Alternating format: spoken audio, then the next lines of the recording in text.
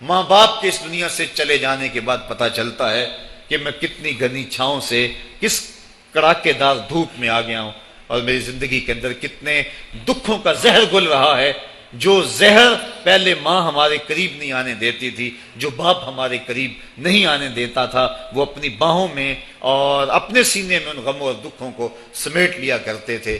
تو ماں باپ کا اس دنیا سے چلے جانا یہ ایک ایسی محرومی ہے۔ میں اور آپ تو حیثیت ہی بلا کیا رکھتے ہیں، میرے اور آپ کے آقا و مولا نے بھی اس رشتے کی کمی کا احساس فرمایا۔ الحاویل الفتاویٰ کے اندر امام سیوطی نے اس واقعہ کو لکھا۔ ایک دن حضور حجرہ عائشہ سے مسجد نبوی میں آئے، تا حد نظر صحابہ حضور کے انتظار میں بیٹھے ہوئے تھے۔ جو ہی حضور کو دیکھا ادب سے کھڑے ہو گئے۔ وہ وقت بیت گئے جب لوگ پتھر مارتے تھے، اب یہ مدنی دور ہے، حکم ہو گیا ہے کہ میرے نبی کی آواز سے آواز بھی اونچی نہیں کرنی۔ وہ لمحے بیت گئے جب لوگ آوازیں کستے تھے، اب حکم ہو گیا میرے نبی سے مسئلہ بھی پوچھنا ہے، پہلے گھر جاؤ، صدقہ لو، فقیر ڈھونڈو، خیرات کرو، پھر میرے نبی کی چوکھٹ پہ آؤ، تمہیں پتہ چلے کتنی اونچی بارگاہ میں جا رہے ہیں۔ تو یہ ادب کے زاویے اور ادب کے قرینے طے کرنا پڑتے ہیں۔ حضور آئے، مسجد میں قدم رکھا، تا حد نظر صحابہ سے ادب سے کھڑے ہو گئے۔ آقا کی آنکھیں چھم چھم برسنے لگیں، اور حضور نے روتے روتے فرمایا، لو ادرکت والدیہ او احدہما، کاش آج میرے ماں باپ زندہ ہوتے، یہ ان میں سے کوئی ایک ہی زندہ ہوتا، وَأَنَا أُصَلِّي صَلَاةَ الْعِشَاءِ، اور میں لوگوں کو نماز عشاء پڑھا رہا ہوتا۔ انسان نے دکھوں کا دور دیکھا ہو، بعد میں اللہ خوشحالیاں دے دے تو انسان اس بات کی ضرور آرزو کرتا ہے کہ میرے ماں باپ نے میرے دکھوں کا دور دیکھا، کاش آج میرے سر پہ عزتوں کی سجی ہوئی دستار بھی دیکھتے، آج مجھے وقار کی مسند پہ بیٹھا ہوا بھی دیکھتے، آج میرے گھر میں بچوں کا کھیلنا بھی دیکھتے، آج میرے آنگن کی بہار بھی دیکھتے، آج دولت کی ریل پیل بھی دیکھتے، آج عزتوں کا ظرف جو مجھے نصیب ہوا ہے وہ بھی ماں باپ ملاحظہ کرتے، آج میرے وقار اور میرے عہدہ و منصب کو بھی دیکھتے، معاشرے میں میرے مرتبہ و مقام کو بھی دیکھتے، تو کتنے خوش ہوتے۔ جب اللہ کسی کو دولت دیتا ہے، عزت دیتا ہے، شہرت دیتا ہے، تو جلنے والوں کی ایک طویل فہرست ہوتی ہے اور پیار کرنے والے بڑے تھوڑے ہوتے ہیں، لیکن ماں باپ بے لوث محبت کرنے والے ہوتے ہیں۔ تو انسان جب کسی ایسے مرحلے پہ پہنچتا ہے تو وہ ضرور یہ آرزو کرتا ہے، کاش آج میرے ماں باپ ہوتے تو وہ دیکھتے تو کتنا خوش ہوتے، ان کی آنکھیں کتنی ٹھنڈی ہوتی، ان کے دل کو کتنی تسکین پہنچتی مجھے اس مرتبے پہ پہنچا ہوا دیکھ کر۔ ظاہر ہے جب حضور پیدا ہوئے تو باپ کا سایہ سر پہ نہیں تھا، 6 سال کی عمر تھی، حضور اپنی ماں کے ساتھ مدینہ شریف گئے ہوئے تھے، واپسی پر ابوا کی ریت کے ٹیلے ہیں، سیدہ آمنہ کو سخت بخار ہو گیا، اور انہوں نے سمجھا کہ یہ میرا بخار اب جان لیوا ثابت ہوگا۔ انہوں نے ام ایمن کو بلایا اور کہا میرے اس بیٹے کو بحفاظت امیر قریش عبد المطلب تک پہنچا دینا۔ پھر حضور کو سامنے بٹھایا، سر پہ ہاتھ رکھا۔ جب سیدہ آمنہ نے اپنے بیٹے کے سر پہ ہاتھ رکھا، بیوہ ماں کا ہاتھ جب اپنے یتیم بچے کے سر پہ آیا تو ابوا کی ریت کے ذرے بھی رونے لگے۔ سیدہ آمنہ کچھ کہنا چاہتی تھی لیکن ضبط کے بندھن ٹوٹ گئے، آنکھوں سے سیلاب اشک جاری ہو گیا، تو جو کہنا چاہ رہی تھی اس میں چند جملے ادا کیے جو ابن حشام نے محفوظ کیے۔ سیدہ آمنہ نے کہا، بیٹا ہر نئی چیز نے پرانی ہو جانا ہے، ہر باقی نے فنا ہو جانا ہے، میں بھی جا رہی ہوں، وَذِكْرَ بَاقٍ وَوَلَدْتُ طُهْرًا، لیکن میرا ذکر نہیں مٹے گا، میں تیرے جیسا ستھرا بیٹا چھوڑ کے جا رہی ہوں۔ جن ماؤں کے بیٹے اتنے اچھے ہوں ان ماؤں کا ذکر نہیں مٹا کرتا۔ یہ آخری لفظ تھے سیدہ آمنہ کے، اس کے بعد ان کا انتقال ہو گیا۔ حضور اپنی ماں کے جسد سے لپٹ کر روتے تھے اور کہتے، امی آپ آگے بولتی کیوں نہیں ہیں؟ 6 سال کی معصوم عمر، ابوا کی ریت کے ٹیلے، کونین کے سردار کے لیے یہ دکھوں کی کہانیاں۔ اللہ کے محبوب علیہ السلام نے وہیں اپنی ماں کی تدفین کی اور اپنی ماں کی قبر کے اوپر پتھروں کے ٹکڑے رکھے، اور یہاں آج ہو بھی کیا سکتا تھا۔ مدینے میں حضور کی ماں کا انتقال ہوتا، کتنے صحابہ جنازے میں ہوتے، فرشتے جنت سے پھول لے کر آتے حضور کی ماں کی قبر پہ چڑھانے کے لیے۔ یہ ابوا کی ریت ہے، مسافرت، غربت۔ حضور نے مٹی کے اس تودے کے اوپر، اپنی ماں کی قبر کے اوپر پتھر کے ٹکڑے رکھے، اور وہ کیا کسی شاعر نے کہا تھا، تجھے کن پھولوں سے ہم کفن دیں، تو جدا ہی ایسے موسموں میں ہوا جب درختوں کے ہاتھ پھولوں سے خالی تھے۔ حضور نے اپنی ماں کی تدفین کی اور پھر ام ایمن کے ساتھ بیٹھ کے حضور واپس آ گئے۔ 8 سال کی عمر تھی کہ امیر قریش حضرت عبد المطلب کا بھی انتقال ہو گیا۔ میں نے ابن حشام میں پڑھا ہے کہ جب امیر قریش کا جنازہ اٹھا تو پورا مکہ امڈ آیا جنازے میں، لیکن 8 سال کا ایک بچہ تھا جو دیواروں سے لگ لگ کے روتا تھا، آج اس کا یہ سہارا بھی چلا گیا۔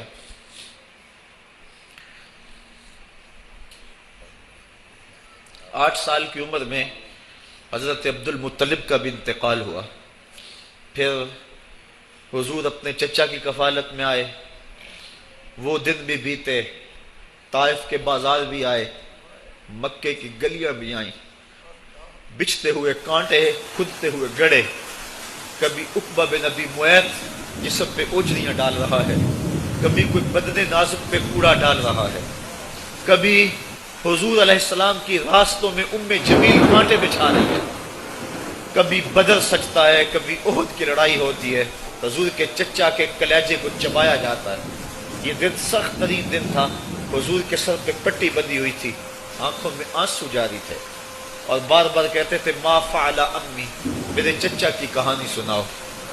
تو بڑے مشکل اور زہرہ گداز حالات پیش آئے، لیکن آج حضور حجرہ عائشہ سے نکلے، تا حد نظر صحابہ ادب سے کھڑے ہو گئے، آقا کی نظر پلٹ کے پیچھے چلی گئی، ابوا میں جا کے رکی، اور میرے آقا کی آنکھوں سے آنسو ٹپکنے لگے، اور فرمایا کاش آج میری ماں زندہ ہوتی، وَأَنَا أُصَلِّي صَلَاةَ الْعِشَاء، اور میں لوگوں کو نماز عشاء پڑھا رہا ہوتا، وَأَقْرَأُ فِيهَا بِفَاتِحَةِ الْكِتَابِ، اور اس میں سورہ فاتحہ کی تلاوت کر رہا ہوتا، پھر میری ماں کو میرے ساتھ کوئی کام یاد آ جاتا، وہ دروازے پر آتی، چلمن سرکاتی، اور اپنے میٹھے اور مدبر لہجے میں مجھے بیٹا محمد کہہ کے آواز دیتی۔ فرمائے لوگوں میں اپنی نماز کو چھوڑ کے پہلے ماں کی بات کو سنو۔ یہ دنیا کے سامنے اپنی ماں کی ضرورت اور اہمیت کو حضور نے رکھا، تو ماں کا بچھڑ جانا، ماں کا اس دنیا سے چلے جانا، یہ بہت بڑا سانحہ ہوتا ہے۔ تو اس موقع کے اوپر پسماندگان کی ڈھارس بنانے کے لیے، ان سے تعزیت کرنے کے لیے، اظہار محبت کرنے کے لیے ہمارا یہاں آنا، یہ دوسرا مقصد ہے اس تقریب کے منعقد کرنے کا۔ تیسرا مقصد ایسی محافل کے منعقد کرنے کا کیا ہے؟ پہلا مقصد تو دعائے مغفرت ہے مرنے والوں کے لیے، دوسرا مقصد پسماندگان سے تعزیت کرنا ہے، اور تیسرا مقصد ہم کبھی نہ بھول پائیں وہ یہ ہے کہ ہم اپنے لیے عبرت کا سامان لینا۔ آج کوئی قبر میں ہے اور ہم جمع ہو رہے ہیں، کل ہم قبر میں ہوں گے اور ہمارے لیے کوئی اور جمع ہو رہا ہوگا۔ خیر کن اے فلاں و غنیمت شمار عمر، زاں بیشتر کے بانگ برائد کے فلاں نہ مان۔ شیخ سعدی فرماتے ہیں اے فلاں بلائی کر لے، اچھائیاں کر لے، اس عمر کے ایک ایک لمحے کو غنیمت سمجھ لے، اس سے قبل کہ آواز آئے کہ فلاں نہیں رہا، تو اپنی زندگی کو پہلے ہی اعمال کا حسن دے لے۔ تو یہ وقت میرے اور آپ کے اوپر آنے والا ہے کہ ہمارے لیے بھی لوگ جمع ہو رہیں گے، ہم قبر میں اب تنہائیوں اور قبر کی پہنائیوں میں موجود ہوں گے، اور لوگ ہمارے لیے جمع ہو رہے ہوں گے، قبل اس سے کہ وہ وقت آئے کوئی حجت باقی نہ رہے۔ مجھے اور آپ کو اپنے اعمال کی اصلاح کر لینی چاہیے۔ امام غزالی نے ایک بڑی خوبصورت بات لکھی، آپ فرماتے ہیں اللہ نے مرنے والوں کے ذریعے سے جو باقی زندہ بچ گئے ہیں ان پر احسان کیا ہے۔ عرض کی گئی احسان کیسے؟ وہ تو دکھوں میں مبتلا ہیں، جن کا بھائی چلا گیا ان کا کلیجہ پھٹ رہا ہے، جن کا باپ چلا گیا ان کی دنیا اندھیر ہو گئی ہے، جن کی ماں چلی گئی ان کے سامنے روشنی کا کوئی حوالہ نہیں رہا ہے، جس کا بیٹا چلا گیا اس کی کمر ٹوٹ گئی، جس کا بھائی چلا گیا اس کے بازو ٹوٹ گئے، اور تم کہتے ہو اللہ نے مرنے والوں کے ذریعے سے جو باقی پسماندگان ہیں ان پر احسان کیا۔ یہ احسان کیسے ہے؟ تو امام غزالی فرماتے ہیں احسان اس معنی میں ہے کہ اللہ نے مرنے والے کی موت کو ان باقیوں کے لیے عبرت کا نشان بنایا ہے۔ اگر اس کی موت ان کے لیے عبرت بنا دی جاتی تو یہ کیا کرتا؟ تو اللہ تعالیٰ نے گویا ان کی موت سے اس کو ایک اور موقع سنبھلنے کا دیا ہے کہ وہ لوگوں کی، عزیزوں کی، رشتہ داروں کی موت کو دیکھ کر اپنی زندگی کی راہوں کو ٹھیک کر لیں۔ یہ جو مرنے والے ہیں یہ ہمارے لیے پیغام ہے موت کا، اور ہم ان سے دیکھ کر اپنی زندگی ٹھیک کر سکتے ہیں۔ حضرت یعقوب علیہ السلام جلیل القدر نبی گزرے ہیں، بنی اسرائیل کے مقتدا اور امام نبی۔ آپ نے حضرت اسرائیل سے وعدہ لیا ہوا تھا کہ میری روح قبض کرنے کے لیے اچانک نہیں آنا، بلکہ پہلے کو قاصد یا پیغام بھیج دینا تاکہ میں موت کی تیاری کر لوں۔ جو کہ اچانک موت سے حضور نے بھی پناہ مانگی، اللہم انی اعوذ بک من الموت الفجات، اے اللہ اچانک موت سے تیری پناہ چاہتا ہوں۔ تو حضرت اسرائیل علیہ السلام سے وعدہ لیا تھا حضرت یعقوب علیہ السلام نے کہ قبض روح کے لیے اچانک نہیں آنا، پہلے کو قاصد یا پیغام بھیج دینا۔ انہوں نے وعدہ کیا تھا، نبی تھے، ان سے وعدہ انہوں نے کر لیا۔ کافی مدت گزری تو حضرت اسرائیل آ گئے، پوچھا کدھر آئے ہو؟ کہا قبض روح کے لیے آیا ہوں۔ کہا تم نے تو وعدہ کیا تھا پہلے کو قاصد یا پیغام بھیجوں گا، تم نے نہ کوئی قاصد بھیجا اور پیغام بھیجا اور قبض روح کے لیے آ گئے۔ تو حضرت اسرائیل نے عرض کی حضور میں نے تو کئی قاصد بھیجے تھے۔ فرمایا میرے پاس تو ایک بھی نہیں آیا۔ کہا حضرت آپ کے سامنے کتنے لوگوں کی موت واقع ہوئی، یہ میرا قاصد نہیں تھا تو اور کیا تھا۔ آپ کی داڑھی میں سفید بال آ گئے، یہ میرا قاصد نہیں تھا تو اور کیا تھا۔ آپ کی آنکھوں میں سفیدی اتر آئی، یہ میرا قاصد نہیں تھا تو اور کیا تھا۔ آنکھوں میں سفیدی کا آ جانا، بالوں میں سفیدی کا آ جانا، کمر میں خم آ جانا، اٹھتے ہوئے جنازے، پھیلی ہوئی قبریں، یہ پیغام ہے، قاصد ہے موت کا۔ حضرت عمر فاروق رضی اللہ تعالیٰ عنہ ایک دن دربار میں بیٹھے ہوئے تھے، ایک شخص آیا اور آپ کو دیکھ کر کہنے لگا یا عمر لا تنسا موتک، عمر اپنی موت کو نہیں بھولنا۔ کب کپا کے رہ گئے، اس کو بلایا، شکریہ ادا کیا، کہا میاں کبھی روز آ جایا کرے نا تو تجھے مہینے کے بعد تنخواہ بھی دیا کروں گا۔ بڑے دربار میں وہ روزانہ آتا ہے۔ حضرت عمر فاروق کام میں لگے ہیں، وہ کہتا ہے یا عمر لا تنسا موتک، عمر اپنی موت کو نہیں بھولنا۔ مہینے کے بعد اس کو تنخواہ بھی دیتے ہیں۔ ایک دن وہ آیا، آپ نے اس کے ہاتھ میں اس کا مشاہرہ دیا، کہا آج کے بعد نہیں آنا۔ حضرت مجھ سے کوئی گستاخی ہوگی؟ فرمایا نہیں۔ تذکیر موت کی ضرورت نہیں رہی؟ فرمایا نہیں۔ کوئی اور بندہ رکھ لیا؟ فرمایا نہیں۔ تو کہا پھر حضور مجھے بتائیں نا مجھے کیوں چھٹی دی جا رہی ہے؟ تو حضرت عمر فاروق چھم چھم رونے لگے اور داڑھی پہ ہاتھ رکھا، ایک بال الگ کیا، وہ بال سفید ہو چکا تھا۔ کہا میاں پہلے تو یاد دلاتا تھا، اب تیرے آنے کی ضرورت نہیں رہی، یہ میرے گھر میں مجھے بتانے والا آ گیا اور یہی مجھے موت نہیں بھولنے دے گا۔ داڑھی میں سفید بال آ گیا، کہا میاں اب تیرے آنے کی ضرورت نہیں ہے، ہماری تو پوری داڑھی بھی سفید ہو جائے۔ وہ کیا کہا تھا میاں محمد بخش عارف رومی کشمیر نے خوب کہا تھا، ہڈیاں کمبن گوڈے کھڑکن تے اڑ گیا لک تیرا، اجے بھی بدیوں باز نہ آئیں جیو مرد دلیرا۔ یا ایھا الانسان ما غرک بربک الکریم، اے انسان تجھے کریم رب کے دروازے سے کس نے دور ہٹا دیا؟ الذی خلقک فسواک فعدلک فی ای صورت ما شاء رکبک، جس نے تجھے پیدا کیا، تیرے اعضاء کو توازن دیا، تجھے حسن اور جوانی بخشی، تجھے چلنے کا سلیقہ دیا، تجھے بولنے کا طریقہ دیا، تجھے سوچنے کے لیے دماغ دیا، تجھے سماعتوں کے پردے دیے۔ آج شیروں کو تو نچا لیتا ہے، ہاتھیوں کو تو بٹھا لیتا ہے۔ اے انسان ذرا غور تو کر، اس رب کا شکر کر، کیوں بھول گیا اس رب کو جس نے تجھے پیدا کیا؟ اگر تجھے پیدا ہی نہ کرتا تو کیا کرتا؟ پھر پیدا کر کے چھوڑ دیتا تجھے، اگلا تیری ذمہ داری اپنے ذمہ کرم پہ نہ لیتا تو بچا تجھے گرمی کی سختی سے کون بچاتا؟ تجھے ٹھٹھرتی ہوئی سردی سے کون بچاتا؟ ماں کے سینے میں تیرا پیار نہ ڈالتا، ممتا وہ ماں کے سینے میں نہ ڈالتا، تجھے گندگی میں لتھڑے ہوئے کو کون اٹھاتا؟ لیکن اس نے پیار ڈالا ماں کے سینے میں، جس نے تجھے پہلے چوما اور پھر اس نے تجھے دھویا۔ انسان غور تو کر، ما غرک بربک الکریم، اس رب کو بھول گیا ہے، الذی خلقک، جس نے تجھے پیدا کیا۔ ماں نے بیٹے کو پیدا نہیں کیا، جنم دیا ہے، لیکن اتنے احسان ہیں کہ ساری زندگی بھی انسان ماں باپ کا حق نہیں ادا کر سکتا۔ جس ماں نے جنم دیا ہے اس کے حق نہیں ادا ہو سکتے، تو جس رب نے تخلیق کیا ہے اس کے حق کیسے ادا ہوں گے؟ اس لیے کہ انسان ذرا غور تو کر، اس نے تجھے پیدا کیا تو بھول گیا اس رب کو؟ اپنے ذرا ماضی کو دیکھ کہ تو کہاں سے کہاں پہنچا۔ تیری زبان میں، تیرے منہ میں زبان کا لوتھڑا تھا، بولنے کا سلیقہ نہیں تھا، کس نے اس کو لفظوں کی حرمت سے آشنا کیا؟ تیرے کانوں میں پردے تھے لیکن سمجھنے کا طریقہ نہیں تھا، لیکن کس نے تیری سماعتوں کو شعور بخشا؟ کس نے تجھے چلنا سکھایا؟ کس نے تجھے بولنا سکھایا؟ کس نے تیری چھاتی میں زور رکھا؟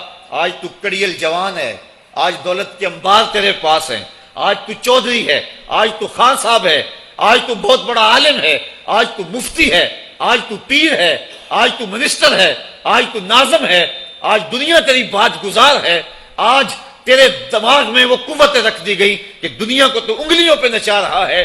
ذرا پلٹ کے دیکھنا پیچھے، ذرا پیچھے لوٹ کے تو دیکھ، تو چار پائی کے سہارے بھی چلنا نہیں جانتا تھا، پھر تجھے چار پائی سے چلنا سکھایا، پھر تو نے چلنا اور چلتا تھا، دو قدم تو گر پڑتا تھا۔ ذرا ماضی کی طرف پلٹ کے دیکھ، اور تو بھول گیا رب کو جس نے تجھے اتنا کچھ دیا۔ چل ماضی کی طرف پلٹ کے نہیں دیکھنا، مستقبل کی طرف ہی جھانک کے دیکھ لے۔ ایک وقت پھر دوبارہ تیرے اوپر ایسا آئے گا، پھر تیری بولتی بند ہو جائے گی، پھر تیرا چلنا بند ہو جائے گا۔ چار پائی سے لگ گیا، مورے میں تکلیف ہو گئی، تو فالج زدہ ہو گیا۔ سارے گھر والے 4 دن تو بڑی خدمت میں لگے رہے، لیکن انہیں اپنے کام بھی تو کرنے تھے، پھر آہستہ آہستہ تجھے اگنور کرنا شروع کر دیا۔ تو بھی اس بات کو سمجھنے لگا، پھر وہ وقت بھی آیا کہ تیری چار پائی کو اندر سے اٹھا کے برآمدے میں رکھ دیا کہ بابا کھانستا ہے، بچے ڈسٹرب ہوتے ہیں، جراثیم پھیلتے ہیں، اب نوکر تجھے روٹی دینے لگا۔ شام کو بیٹا آتا ہے، 2 لمحے کھڑا ہوتا ہے، پھر اپنے بیڈ روم میں چلا جاتا ہے، تو اس کی صورت کو ترستا رہتا ہے۔ آج تیری زندگی اجیرن بن گئی، پھر تیرے اوپر ایسے حملے بیماریوں کے ہوئے، ایسی تکلیفیں ہوئیں، بول و براز بھی اوپر، لوگ ناک پہ کپڑا رکھ کے تجھے اٹھاتے ہیں۔ اس وقت تو اپنی زندگی سے تنگ آ گیا، تو کہتا ہے ڈاکٹر کو لگا زہر کا ٹیکہ، مجھے موت آ جائے۔ بتا ہم تجھے موت بھی نہ دیتے تو کیا کرتا؟ ہم نے تجھے زندگی دی تھی، یہ ہمارا احسان، اور اب تمہیں موت اگر دیں گے تو یہ بھی ہمارا احسان ہے۔ اگر تو تڑپتا تھا، تیری زندگی جو ہے وہ اجیرن بن چکی تھی، سارے تجھ سے تنگ آ گئے تھے، تیرے بیٹے بھی کہتے دعا کرو اللہ بابے کو پردہ دے دے، سارے تیرے پردہ مانگ رہے تھے، اب بتا کہ ہم تجھے پردہ بھی نہ دیتے تو کیا کرتا؟ ثم اماتہ فاقبرہ، شکر کر ہم نے تجھے موت عطا کر دی، فاقبرہ، اور پھر اس کے بعد تجھے قبر دی۔ کتا بھی تو مرا تھا، گھسیٹ کے روڑی پہ ڈال دیا، بکری بھی تو مری تھی، گھسیٹ کے روڑی پہ ڈال دیا، تجھے بھی روڑی پہ ڈال دیا جاتا تو کیا تھا؟ لیکن کہا نا یہ میرا شاہکار ہے، پہلے سے غسل دو، بیری کے پتے بھی ڈال لینا، صفائی خوب ہو جائے، اس کو چٹے لباس کا کفن دو، اس کے سند سند پہ خوشبو ملو، اس کو سلگاؤ، خوشبوئیں سلگاؤ، اس کو خوبصورت چارپائی پہ ڈالو، اس کے اعضائے سجدہ پہ مشک ملو، اور اس کی جو ہے وہ چارپائی کے دائیں بائیں پھول رکھو، اور اب سارا زمانہ تیرا منہ دیکھنے آ رہا ہے، ذرا سوچ تیرا منہ دکھانے کے قابل ہے؟ اور پھر کہا اب اس کو اٹھاؤ قبرستان میں لے چلو، زمانہ آ گیا، تو آج دولہا بنا ہوا ہے اور زمانہ تیری برات بنی ہوئی ہے، اور کہا کہ ایک آدمی نہ اٹھائیں، اس کا پروٹوکول ہے، اس کو 4 آدمی اٹھائیں، کندھا بھی بدلتے رہیں، کہا زیادہ تیز بھی نہ چلنا، میرے شاہکار کو کہیں جھٹکا نہ لگے، اور پھر تیرا پروٹوکول امام کعبہ بھی ہو تو وہ پیچھے ہے، تیری لاش آگے۔ تو نے ہمارے ساتھ کیا کیا، ہم نے تیرے ساتھ کیا سلوک کیا؟ یا ایھا الانسان ما غرک بربک الکریم، ہم نے کہا اس کے لیے چھوٹا سا گھر بنا دو، اور اس کے اندر پردے میں اس کو رکھ کے اوپر سے مٹی ڈال دو، اوپر پھول ڈال لو، اور پھر اتنی دیر تک کھڑے رہو جتنی دیر تک اونٹ کو ذبح کرتے ہیں، اس کی کھال ادھیڑتے ہیں، اس کا گوشت بناتے ہیں، پھر اس کو تقسیم کرتے ہیں، اور پھر آؤ تو دعائیں شروع کر دو، کبھی کل کی محفل سجا دو، کبھی 10ویں کی، کبھی چہلم کی۔ اے انسان، تیرے ساتھ جو کچھ ہوا لوگوں کی نظروں کے سامنے تجھے رسوا تو نہیں کیا میں نے؟ یا ایھا الانسان ما غرک بربک الکریم، ذرا پیچھے پلٹ کے دیکھ لے، نہیں تو آگے جھانک کے دیکھ لے، تجھے کبھی تو شرم آئے گی، تو کہاں بھٹک گیا، کہاں بہہ گیا۔ آ جا اس کریم رب کی طرف جو 70 ماؤں سے زیادہ پیار کرتا ہے، آنا تو نے ہے ہی، آج نہیں تو کل آئے گا، تو کل جو پھر کفن میں منہ چھپا چھپا کے آتا پھرے گا، آج کھلے منہ ہی آ جا، آج میری رحمتیں تیرا بڑھ بڑھ کے استقبال کر رہی ہیں۔ روبی بن حراش ایک بزرگ ہوئے اور تابعی ہیں، تابعی وہ تھا جس نے صحابی کو دیکھا ہو، ساری زندگی ان کے چہرے پہ مسکراہٹ نہیں آئی، وہ کہتے تھے کیا خبر میرا انجام کیا ہوگا۔ شیخ سعدی فرماتے ہیں جب تو دنیا پہ آیا تھا نا تو روتا تھا، یہ سارے ہنستے تھے۔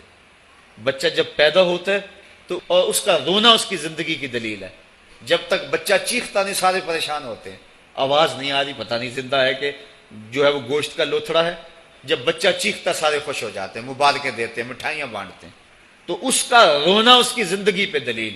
شیخ سعدی فرماتے جب تو آیا تھا تو روتا تھا، یہ ہنستے تھے، ایسے زندگی گزار تو ہنستا ہوا جائے یہ روتے رہ جائے، یہ نہ ہو کہ روتا آیا تھا روتا ہی جانا پڑے تجھے۔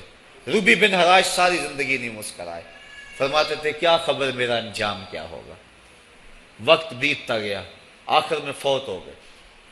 ان کا بھائی ربیع بن حراش غسال کو بلا لایا کہ میرے بھائی کو غسل دو۔ غسال جب غسل دینے کے لیے داخل ہوا تو فوراً باہر پلٹ آیا۔ ربیع پوچھنے لگا کیا ہوا ہے؟ کہا یار تیرا بھائی بڑا عجیب ہے۔ کہا ہوا کیا ہے؟ کہا نحنو نغتسلہ وہو یتبسم، ہم اسے غسل دیتے ہیں وہ آگے سے مسکراتا ہے۔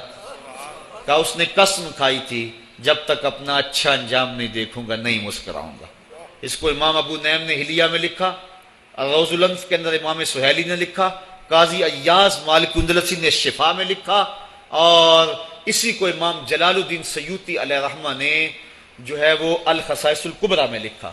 کہا یا تیرا بھائی بڑا عجیب ہے، ہم اسے غسل دیتے ہیں وہ آگے سے مسکراتا ہے۔ تو اس نے قسم کھائی تھی جب تک اچھا انجام نہیں دیکھوں گا نہیں مسکراؤں گا۔ آج اس نے اپنا اچھا انجام دیکھ لیا تبھی تو مسکرا رہا ہے۔ 12 لوگوں کے 2 گروہ بن گئے، ایک کہنے لگے کہ یار یہ ویسے گڑی ہوئی بات ہے، بھلا کوئی بندہ مرنے کے بعد بھی مسکرا سکتا ہے۔ ایک گروہ کہتا ہے یار بندہ بڑا اچھا تھا، ہو سکتا ہے کہ مرنے کے بعد مسکرایا ہو، زندگی تو اس نے دکھ سے گزاری لیکن بعد میں تو سکھ ملا ہوگا۔ اتنے میں انہیں غسل دے دیا گیا اور لوگ اکٹھے ہو کے ان کے گھر آ گئے، انہیں کفن دے کے پٹڑے پہ ڈال دیا گیا۔ تو ربیع بن حراش نے جب لوگ باتیں کر رہے تھے، کوئی کہہ رہا تھا صحیح ہے کوئی کہتا ہے غلط تھا، تو اس نے کفن سے ہاتھ باہر نکالا اور لوگوں کو کہا السلام علیکم۔ لوگوں نے کہا وعلیکم السلام، اتتکلم بعد الموت، عجیب بات ہے مرنے کے بعد باتیں کر رہے ہو۔ قال نعم اتکلم بعد الموت، کہا ہاں ہاں میں مرنے کے بعد ہی باتیں کر رہا ہوں۔ عرش فرش تے بانگا ملیاں تے مکے پہ گیا شور، بلے شاہ سا مرنا نہیں تے گور پیا کوئی ہور، فَلَنُحْيِيَنَّهُ حَيَاتًا طَيِّبَةً، ان کو حیات طیبہ بخش دی جاتی ہے جو اللہ کے نام پہ اپنی زندگی گزار دیتے ہیں۔ میرا رب کہتا ہے کہ میں ان کو مرنے نہیں دیتا، ان کو ستھری اور پاکیزہ زندگی دیتا ہوں۔ اور اقبال کہتا ہے فطرت ہستی شہید آرزو رہتی نہ ہو، خوب تر پیکر کی اس کو جستجو رہتی نہ ہو، موت کو سمجھا ہے غافل اختتام زندگی، یہ ہے شام زندگی صبح دوام زندگی۔ تو کہا ہاں ہاں مرنے کے بعد باتیں کر رہا ہوں۔ لوگوں نے کہا بتا پھر تیرے رب نے تیرے ساتھ سلوک کیا کیا؟ تو ربی جو فوت ہو چکا ہے کہتا ہے استقبلنی ربی غیر غضبان واستقبلنی بروح و ریحان، کیا پوچھتے ہو، اس کے قدرت والے چہرے پہ کوئی غصہ نہیں تھا، اس نے روح و ریحان کے پھولوں کے ہار میرے گلے میں ڈالے۔ لوگوں نے باتیں پوچھنا شروع کر دی، موقع مل گیا ایک مردہ بول پڑا، کوئی ادھر کی پوچھ رہا ہے کوئی ادھر کی پوچھ رہا ہے۔ امام ابو نعیم لکھتے ہیں کہ جب لوگوں نے سلسلہ کلام طویل کر دیا تو ربیع بن حراش نے کہا اجلوا بی ولا تؤخروا بی لان ابا القاسم ينتظر علی الصلاۃ، دیر نہ کرو مجھے جلدی جلدی قبرستان میں لے جاؤ، تم مجھے باتوں میں لگا رہے ہو، امام الانبیاء میرے جنازے کا انتظار فرما رہے۔ لوگوں نے جنازہ پڑھا اور اپنے گھروں میں آنے کی بجائے سیدھا ام المومنین حضرت عائشہ صدیقہ رضی اللہ تعالی عنہا کی چوکھٹ پہ چلے گئے اور جا کے سارا ماجرا کہا، وہ ابھی باقاعدہ حیات تھیں۔ کہا ایک آدمی نے مرنے کے بعد یوں باتیں کی ہیں، آپ اپنی رائے بتائیں کہ یہ کیا ہو سکتا ہے۔ تو ام المومنین رضی اللہ تعالی عنہا نے فرمایا تم کیوں پریشان ہو گئے ہو، میرے سرتاج آقا فرما گئے ہیں کانا رجل من امتی یتکلم بعد الموت، میری امت میں ایسے مرد بھی ہوں گے جو مرنے کے بعد باتیں کیا کریں گے۔ تو وہ لوگ جنہوں نے اپنی زندگی اللہ کے نام لگا دی اور اس کے ذکر کے نام لگا دی، وہ مرنے کے بعد بھی ابدی اور سرمدی زندگی پاتے ہیں۔ اور جو لوگ اللہ سے بے بہرہ ہیں، اس کی خشیت سے جن کا سینہ خالی ہے اور دین کا چراغاں جن کے سینے میں نہیں ہے، وہ چلتے پھرتے بھی مردہ ہیں۔ ان کے سینے میں دھڑکتا ہوا دل تو ہے لیکن تمانیت کا نور اس میں نہیں رکھتے ہیں۔ وہ دھرتی کے اوپر چلتے تو ہیں لیکن دھرتی کا بوجھ ہیں، لیکن یہ لوگ وہ دھرتی کی چھاتی میں ہیں لیکن دھرتی کا وقار ہے۔ ان کی قبروں سے بھی زندگی پھوٹ رہی ہے اور ضیائیں پھوٹ رہی ہیں۔ میں جب بھی کبھی لاہور گیا ہوں تو ایک منظر مجھے اپنی طرف کھینچتا ہے۔ جب میں دریائے راوی کے اس پار ہوتا ہوں تو میں ایک قبر دیکھتا ہوں جس پہ حسرتیں برس رہی ہیں۔ وہ بر صغیر کا مطلق العنان حکمران، جس کی کے اشارہ ابرو سے ہندوستان کی تقدیر بدلتی تھی، آج چند تاش کھیلنے والی ٹولیاں اس کی قبر پہ بیٹھی ہیں۔ اس کی محبوب بیوی جو بادشاہ کے پیچھے بیٹھتی تھی اور پردہ پیچھے لٹک رہا ہوتا، بادشاہ کا کوئی فیصلہ اسے ناگوار ہوتا، پیچھے سے وہ کمر ٹھونکتی، بادشاہ فیصلے بدل لیتا۔ جس کے اشارہ ابرو سے ہندوستان کی تقدیر کے فیصلے تبدیل ہوتے تھے، اس کی قبر بھی ساتھ ہی اندھیرے میں ہے۔ اور اس کی بیٹی کی قبر کے اوپر زیب النساء کے مقبرے پہ لکھا ہے، بر مزار ماں غریباں، نہ چراغے نہ گلے، نہ پرے پروانہ سوزد، نہ صدائے بلبلے۔ ہم غریبوں کی قبر پہ کون چراغ جلانے آئے گا، کون پھول ڈالنے آئے گا؟ نہ کوئی بلبل گیت گانے آئے گی اور نہ کوئی پروانہ پر جلانے آئے گا۔ یہ وہ جو مطلق العنان تھے، یہ ان کی قبر کی کہانی سنائی۔ اور جب میں دریائے راوی کا کنارہ پار کرتا ہوں تو ایک لوح مزار وہ بھی ہے جہاں جلی حروف میں لکھا ہے، گنج بخشے فیض عالم، مظہر نور خدا، ناکساں پیر کامل، کامراں را رہنما۔ جب زندگی ایک طرح کی نہیں ہوتی تو پھر موت بھی ایک طرح کی نہیں ہوتی۔ جب دنیا پہ رہنے والے لوگ ایک طرح سے زندگی نہیں گزارتے تو ان کی برزخ بھی ایک طرح کی نہیں ہوتی۔ تو یہ ہیں وہ لوگ جن کی قبروں پہ آج بھی چراغاں ہیں، جن کے نام کا آج بھی تنتنا ہے۔ 1000 سال گزر گئے، ان کی نسبی اولاد تو کوئی نہیں ہے، انہوں نے تو شادی بھی نہیں کی تھی، لیکن اس کے باوجود دن کو چلے جاؤ، کڑکتی دوپہر کو چلے جاؤ، برستی بارش میں چلے جاؤ، لمبی رات کی تنہائی میں چلے جاؤ، موسم کی کسی بھی شدت میں چلے جاؤ، حکومتوں کے بدلتے ہوئے ماحول، مارشل لاؤ کی کیفیتیں، جس دور جس حالت میں مرضی جاؤ، آپ کو وہاں میلہ نظر آئے گا، وہاں ہجوم عاشقہ نظر آئے گا۔ ارے میں گسارو سویرے سویرے، خرابات کے گرد پھیرے بپھیرے، کبھی اس طرف بھی گزر کر تو دیکھو، بڑی رونقیں ہیں فقیروں کے ڈیرے۔ تو وہ لوگ جنہوں نے اپنی زندگی اپنے مالک کے نام گزاری، وہی زندہ ہیں، وہی سرمدی اور ابدی زندگی پائے ہوئے ہیں۔ صاحبو، اب میرے اور آپ کے پاس سانسوں کا موقع موجود ہے، ورنہ یہ سانسیں تیزی کے ساتھ پگھل رہی ہیں۔ میں کل امام راضی کو پڑھ رہا تھا، وہ کہتے ہیں، ایک بزرگ فرماتے ہیں، مجھے سمجھ نہیں آ رہی تھی ان الانسان لفی خسر کی، کہ بے شک انسان گھاٹے میں ہے۔ تو میں سوچ رہا تھا کیسے گھاٹے میں ہے، تو کہا کہ مجھے سمجھ اس طرح آئی کہ میں بازار گیا، میں نے ایک شخص کو دیکھا جو پھٹے پہ برف رکھ کے بیچ رہا تھا، اور آواز کیا لگا رہا تھا، ارحمو ارحمو من یذوب راس مالہ، اور رحم کرو اس بندے پہ، اگر تم نے تھوڑی بھی دیر لگا دی اور میرے سے سودا نہ خریدا تو میرا جو راس المال ہے میرا وہ بھی لٹ جائے گا، کیونکہ برف تو میری پگھلی جا رہی ہے، اور اگر تم نے خرید لی میری برف تو میرے پیسے کھڑے ہو جائیں گے، اور اگر تم نے میری برف خریدنے میں دیر کر دی تو جو میں نے پیسے لگائے ہیں میرے وہ بھی پورے نہیں ہوئیں گے۔ تو وہ کہہ رہا تھا ارحمو من یذوب راس مالہ، وہ کہتے مجھے ان الانسان لفی خسر کی سمجھ نہیں آ رہی تھی، اس کے اس جملے کو سن کے سمجھ آ گئی کہ انسان جلدی جلدی اپنی سانسوں کو گنوا رہا ہے، اسے چاہیے کہ جلدی جلدی ان سانسوں سے کام لے لے، ورنہ یہ سانسوں کی برف پگھل جائے گی اور اس کی یہ پونجی بھی برباد ہو جائے گی۔ تو صاحبو، میں اور آپ لمحہ لمحہ موت کے قریب ہو رہے ہیں، لمحہ لمحہ موت کے قریب ہو گئے ہیں۔ آج میں دوپہر کو بیٹھا تھا تو وہ ایک شخص آ کے میاں صاحب کا شعر پڑھنے لگا، دیگر تے دن گیا محمد اوڑک نو ڈب جانا۔ تو میری نظر چلی گئی، میں نے کہا ابھی تو 10 بجے ہوں گے، تو میں نے کہا صبح کے 10 بھی بج گئے ہیں اور پھر 12 بھی بج جانے، پھر ظہر بھی ہوگی، پھر دیگر بھی ہوگی، اور اس کے بعد پھر شام بھی ہو جانی ہے۔ اب ہم دیگر تک تو پہنچ گئے ہیں، اب شام کے دھندلکے بھی قریب ہو گئے ہیں، تو یہ دن ڈوب جانا تھوڑی دیر کے بعد.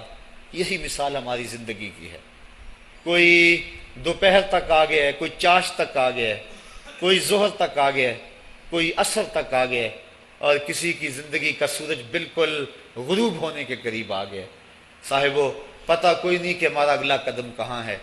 اس سے قبل کہ کوئی حجت باقی نہ رہے، مجھے آپ کو اپنی زندگی پہ نظر ثانی کرنا ہوگی، اپنے گناہوں کا اور اپنی نیکیوں کا حساب لگانا ہوگا.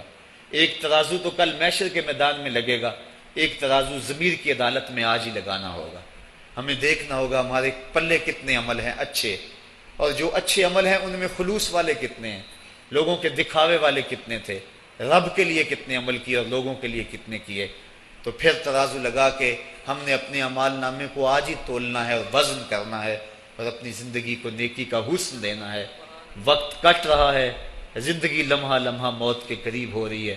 قبل اس سے کہ کوئی حجت باقی نہ رہے، ہم ہاتھ ملتے رہ جائیں، پچھتاتے رہ جائیں تو کیا فائدہ ہوگا. بلکہ میں نے تو پڑھا کتابوں میں، علماء لکھتے ہیں قیامت کے دن تو نیکوکار بھی پچھتائیں گے.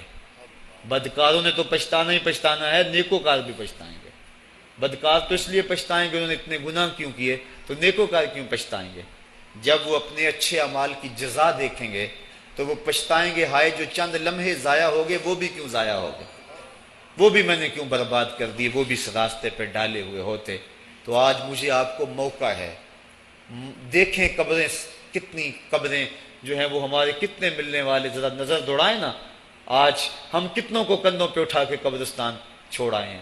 حضرت غوث اعظم رضی اللہ تعالیٰ عنہ فرماتے ہیں، جا کے قبرستانوں میں دیکھو کتنے کتنے حسینوں کی مٹی خراب ہو رہی، جو اپنے بدن پہ ایک چٹکی مٹی نہیں پڑنے دیتے تھے، آج ان کا کفن بھی تار تار ہو گیا. جو اپنے کلف لگے کاٹن کو سلوٹ نہیں آنے دیتے تھے، آج ان کے کفن بھی ٹوٹ گئے ہیں اور ہڈیوں کے جوڑ جوڑ الگ ہو گئے. تو وقت ہمارے اوپر وہ آنے والا ہے. کسی نے آج تک موت کا انکار نہیں کیا. میں نے لوگوں کو خدا کا انکار کرتے دیکھا، آپ نے بھی دیکھا، لیکن کوئی موت کا آج تک انکار کرتا نہیں دیکھا گیا. موت اپنا آپ منوا لیتی ہے. میں اور آپ موت کے بتدریج قریب ہو رہے ہیں. ہمارا اٹھنے والا ہر قدم ہمیں موت کے قریب کر رہا ہے. تو قبل اس سے کہ وہ وقت آ جائے اور کوئی حجت باقی نہ رہے اور ہم ہاتھ ملتے رہ جائیں، وقت پر کافی ہے ایک قطرہ بھی آب خوش ہنگام کا. جل گیا جب کھیت برسا می تو پھر کس کام کا. پھر تو پچھتاوا ہی ہوگا.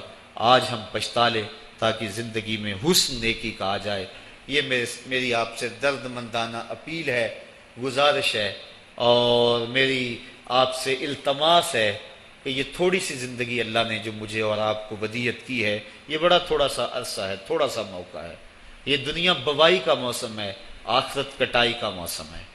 جو بوائی کے موسم کو برباد کر بیٹھا ہے، کٹائی کے موسم میں اس کے ہاتھ کچھ نہیں لگتا. تو آج تخم میں عمل ڈال لیں. آج ایک بیج ڈالیں گے، کل 70 کاٹ لیں گے. لیکن اگر آج کچھ نہ کیا، اپنی سانسیں برف کی طرح پگھلا دیں، تو یہ اس شخص کی طرح ہے جو پھٹے پہ رکھ کے برف کہہ رہا ہے کہ میرے اوپر رحم کرو. اگر تم نے میرے سے برف نہ خریدی تو میرا راس المال بھی لٹ جائے گا. ہمارا راس المال سانسوں کی صورت میں لٹ رہا ہے. اللہ مجھے آپ کو اپنی رحمتوں کا حصار عطا فرمائے. وآخر دعوانا ان الحمد للہ رب العالمین. الحمد للہ رب العالمین والصلاة والسلام علی سید الانبیاء والمرسلین. میرے مالک 3 عدد ختمات قرآن مجید، یہ بہت سارے کلمات طیبات جو کچھ پڑھا سنا کہا گیا، سب کچھ اپنی بارگاہ میں قبول فرما،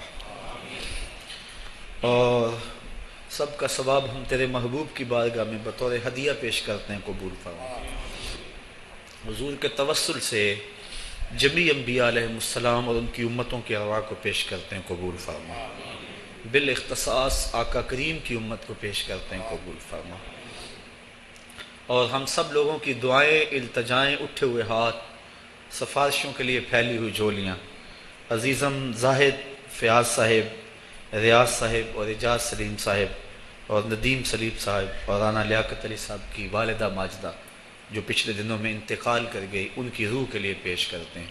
اے اللہ ان کی قبر کو وسیع، کشادہ، منور اور خوشبودار کر دے، ان کو اپنی رحمتوں کا حصار دے دے، ان کی قبر کو نور نور کر دے۔ اے اللہ زندگی میں اگر ان سے کوئی کوتاہی ہو گئی تو اپنے محبوب کی زلف گراگیر کا صدقہ معاف کر دے، اور ان کی زندگی کی ایک ایک نیکی اپنی بارگاہ میں قبول فرما۔ اے اللہ ان کی اولاد کو صبر عطا فرما، اور ہم سب کو مرنے والوں سے عبرت حاصل کر کے اچھی زندگی گزارنے کی توفیق عطا فرما۔ اے اللہ ہمیں اپنی زندگی کو نیکی کا حسن دینے کی توفیق عطا، ایسی زندگی گزاریں جس زندگی پہ تو راضی ہو، تیرا رسول راضی ہو، حضور کی سنت سیرت کا نور عطا کر دے، اپنی یادوں اور اپنی محبتوں کا سرمایہ دے دے، ڈرنے والا دل عطا کر دے، رونے والی آنکھ دے دے، قرآن کے نغمے سننے والے کان دے دے، ہماری زبانوں کو سچائی کا نور دے دے، ہمارے خیالات کو پاکیزگی دے دے، ہمارے ہاتھوں کو اپنے حضور پھیلنا دے دے، ہمارے قدموں کو اپنے راستوں میں اٹھنا دے دے، ہمارا دل اپنی یادوں سے آباد کر دے۔ اے اللہ ہم جئیں تو تیرے لیے، مرے تو تیرے دین کے لیے، اور زندگی کی آخری سانس تک تیرے رسول کے وفادار رہیں۔ وصلی اللہ تعالی علی النبی الامین وآلہ وسلم۔